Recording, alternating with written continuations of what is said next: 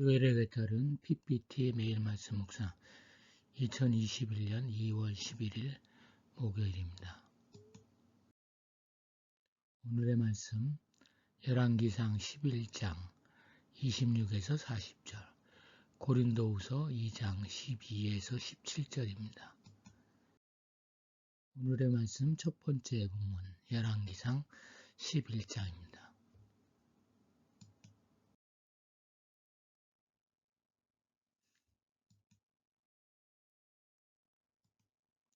이스라엘 통일 왕국의 분열을 가져온 원인은 무엇일까요? 성경은 발단이 된 이유를 분명히 말합니다. 선지자 아이야를 만나 예언을 받은 까닭입니다.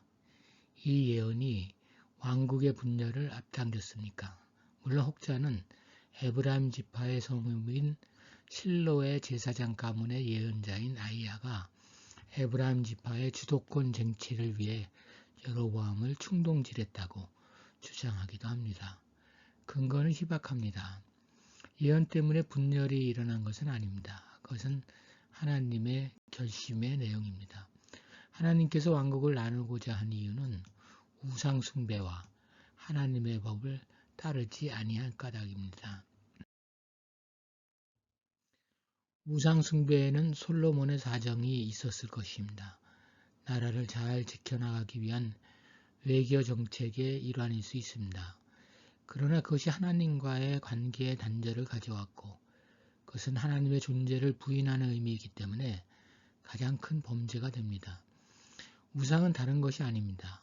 우상이냐 아니냐는 사정상 어찌할 수 없지만 그것이 하나님과의 관계를 그치게 한다면 그것은 우상이고 숭배입니다. 사정상 할 수 없었다는 경우야말로 하나님으로부터 등을 돌리게 되는 척경이라고 할 수가 있습니다. 하나님이 이스라엘을 버리는 두 번째 이유는 이스라엘 백성이 하나님의 법을 따르지 않았기 때문입니다. 여기서 하나님의 법은 정직한 일, 법도, 율례, 명령 등 여러 가지 용어로 표현됩니다. 보통 명령과 규례와 법도라는 말로 성경 여러 곳에서 서로 혼용되고 있는 병치어로 의식법과 시민법 그리고 기타 제반 규례들을 포함한 하나님의 전체 율법을 가리키는 강조적 표현입니다. 정직한 일에서 정직은 하나님의 법과 약속을 충실하게 수행하는 것입니다. 법도는 법률과 제도, 생활상의 예법이나 제도, 성경에서는 특히 하나님께서 친히 가르치시고 교훈하신 선민의 도덕 원칙을 뜻합니다. 율례는 율법, 율법서, 율법책 등과 같은 말로 보통 토라라고 하는 히브리어 성경의 처음 5책을 일컫습니다.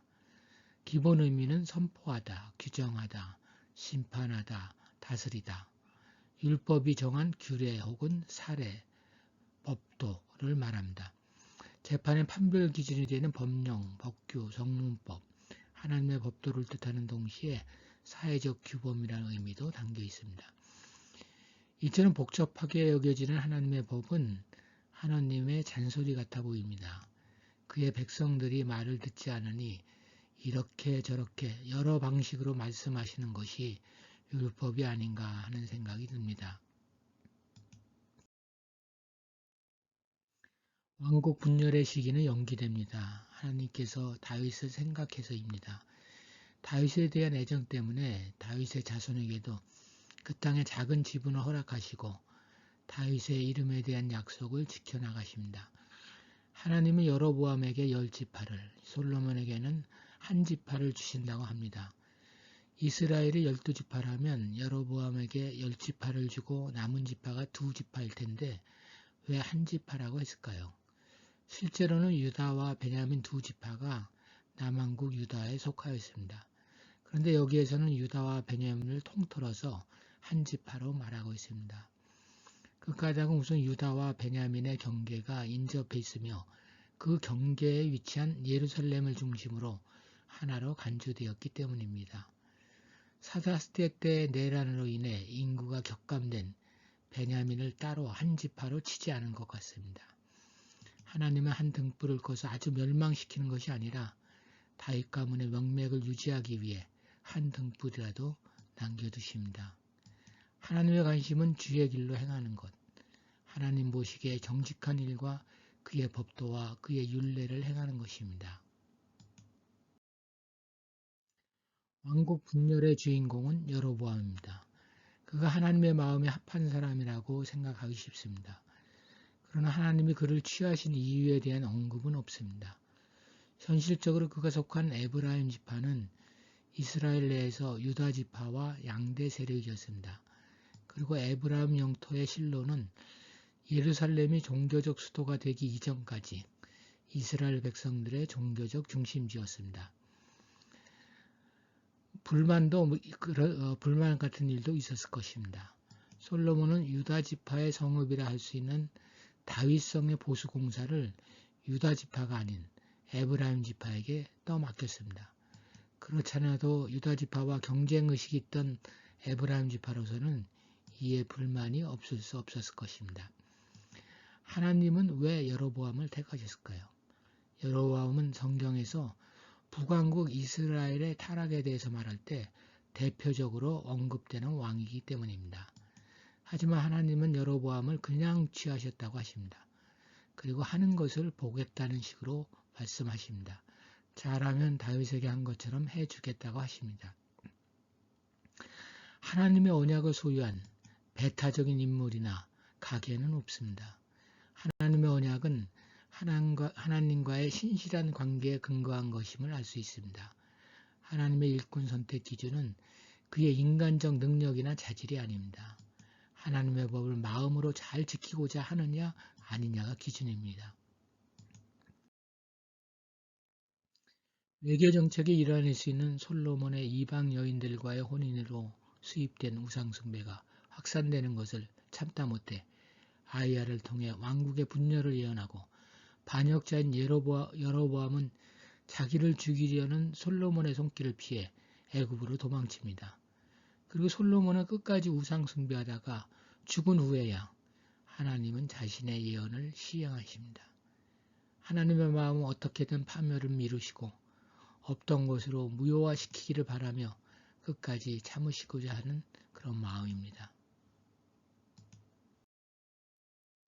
오늘의 말씀 두 번째 본문 고린도후서 2장입니다.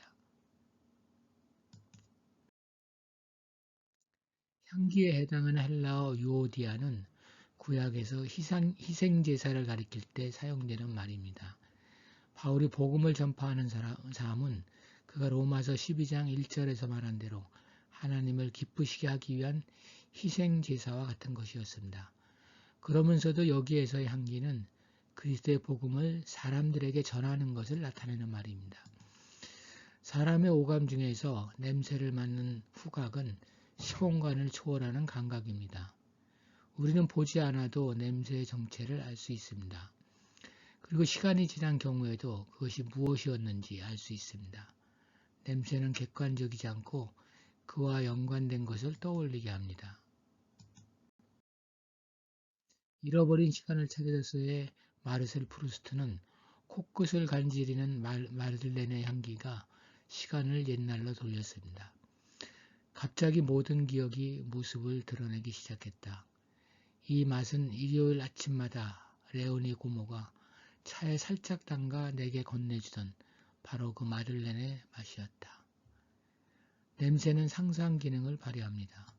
바울이 말하는 소위 그리스도의 향기가 어느 사람에게는 악취로, 다른 사람에게는 향기로 맡겨집니다. 어떻게 그런 일이 가능할까요? 냄새가 주관적 느낌에 크게 영향을 받기 때문인 것 같습니다. 실제로 어떤 사람에게서 악취를 맡은 경험이 있습니다. 복음은 실제로 냄새가 나지 않습니다. 그런데 그것의 냄새를 맡는다는 것은 존재하지 않는 냄새를 느끼는 경우인데 이는 일종의 후각의 착각이라고 볼 수 있을 것입니다. 상대의 냄새가 좋으면 사랑하는 것이라고 합니다. 복음의 냄새가 향기처럼 느껴진다면 복음을 사랑한다는 증거입니다. 바울은 그리스도의 일꾼의 마음가짐에 대해서도 말합니다. 당시 오늘날도 마찬가지지만 거짓 전도자들은 개인의 이익을 위하여 하나님의 말씀을 전하였습니다. 그들은 손님을 속이는 장사꾼과 같았습니다. 포도주에 물을 타 양을 많게 해서 질 낮은 포도주를 만들어 더 많은 이익을 남기려는 장사꾼처럼 하나님의 말씀에 거짓, 즉 유대교적인 것이나 이교적인 내용의 불순물을 섞어 진리인 하나님의 말씀의 질을 떨어뜨렸습니다. 그러므로 그리스도의 일꾼들은 장사꾼처럼 무슨 대가, 특히 물질적인 것을 바라고 일을 해서는 안 된다는 것입니다. 주님의 일이 좋으면 다행이고 그렇지 않더라도 해야 하는 일이기에 묵묵히 해야 한다는 것입니다. 주님의 일을 하는데 무슨 자랑이나 과장을 해서는 안 된다는 것입니다. 그럴 경우에 그는 이미 순수함을 상실한 것입니다.